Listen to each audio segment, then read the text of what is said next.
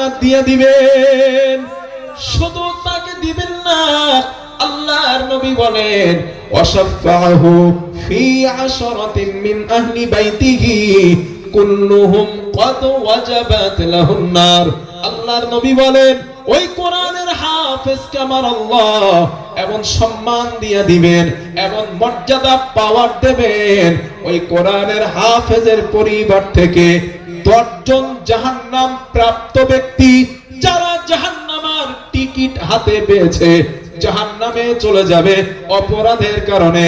আল্লাহর নবী বলেন কিয়ামতের দিন এই কোরআনের হাফেজ আল্লাহর কাছে সুপারিশ করে ওই 10 জন জাহান্নাম প্রাপ্ত ব্যক্তিকে আল্লাহর জান্নাতে নিয়ে যাবে। আল্লাহর নবী বলেন ফায়ুতাল মুলকু বিয়ামিনিহি, হাফেজে কোরআনের ডান হাতে আল্লাহ জান্নাতের বাদশাহী তুলে দিবে। ওয়াল খুলদা বিয়াসারিহি, হাফেজে কোরআনের বাম হাতে আল্লাহ জান্নাতে বসবাসের চিরস্থায়ী সার্টিফিকেট আল্লাহ দিয়ে দিবেন। আল্লাহর নবী বলেন শুধু তাই নয়, আজ এই ছেলেটাকে আমরা কাপড়ের দ্বারা পাগড়ি পরালাম। আল্লাহর নবী বলেন না না, তোমরা দুনিয়ায় সাধারণ কয়টা টাকার কাপড় তারে পরিয়ে দিয়েছো, কিয়ামতের দিন মুসিবতের দিন আমার রব আমার মালিক ওয়ায়ুদাউ আলা রাসিহি তাজুর ওয়াকার, কিয়ামতের দিন আমার রব এই হাফেজে কোরআনের মাথায় নূরের টুপি পরায়া দিবে। আবার নবী বলেন শুধু ওরে পরানো হবে না, জান্নাতের জামা হাফেজে বান্দার গায়ে আল্লাহ পরিয়ে দিবেন।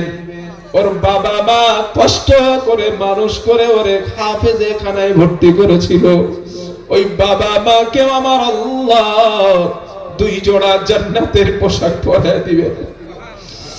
বাবা মারে পরাবেন, বাবা মা বলবে বিমা কুসিনা হাদিহি, এই সম্মান কেন দেওয়া হয়েছে, এই মর্যাদা কেন দেওয়া হয়েছে? দুনিয়ার জমিনে তো আমরা এমন ভালো কাজ করি নাই, এমন নেক কাজ তো করি নাই, আজ এই সম্মান আমাদের কেন দেওয়া হয়েছে?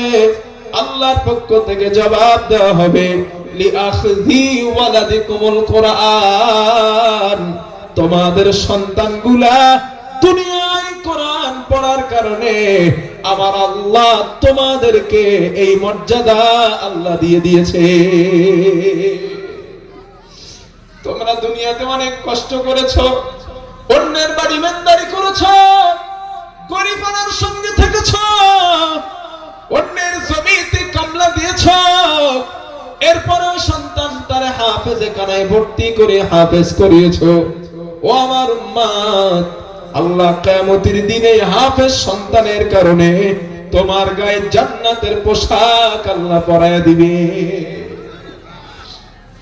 নবী বলেন শুধু পোশাক পরানো হবে না, ক্বালা রাসূলুল্লাহ সাল্লাল্লাহু আলাইহি ওয়াসাল্লাম, আল্লাহর নবী বলেন মান ক্বারাআল কুরআনা ফাস্তাদহারাহু ফাআহাল্লা হালালাহু ওয়া হাররামা হারামাহু আদখালাহুল্লাহুল জান্নাহ।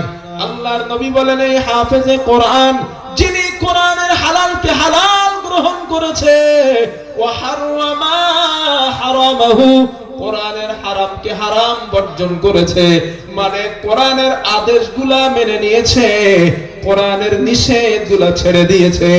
আল্লাহর নবী বলেন ওই কোরআনের হাফেজকে আমার আল্লাহ দয়ার জান্নাত দিয়ে দিবেন।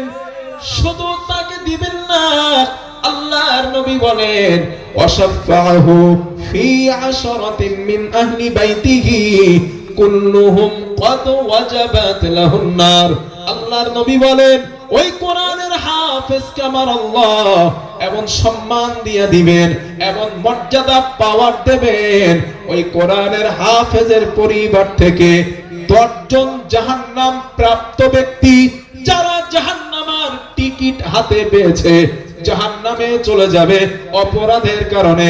আল্লাহর নবী বলেন কিয়ামতের দিন এই কোরআনের হাফেজ আল্লাহর কাছে সুপারিশ করে ওই 10 জন জাহান্নাম প্রাপ্ত ব্যক্তিকে আল্লাহর জান্নাতে নিয়ে যাবে। ও আসামের মুসলমান ইমানদার যুবক, সম্ভব যদি হয় মাদ্রাসার একটা তালিবুল ইলমকে সন্তান মনে করে নেন, একটা তালিবুল ইলমকে ভাই মনে করে নেন। কিসমত যদি ভালো হয় কিয়ামতের দিন এই সন্তানগুলার কারণে আমার আল্লাহ দয়ার জান্নাত দান করবেন।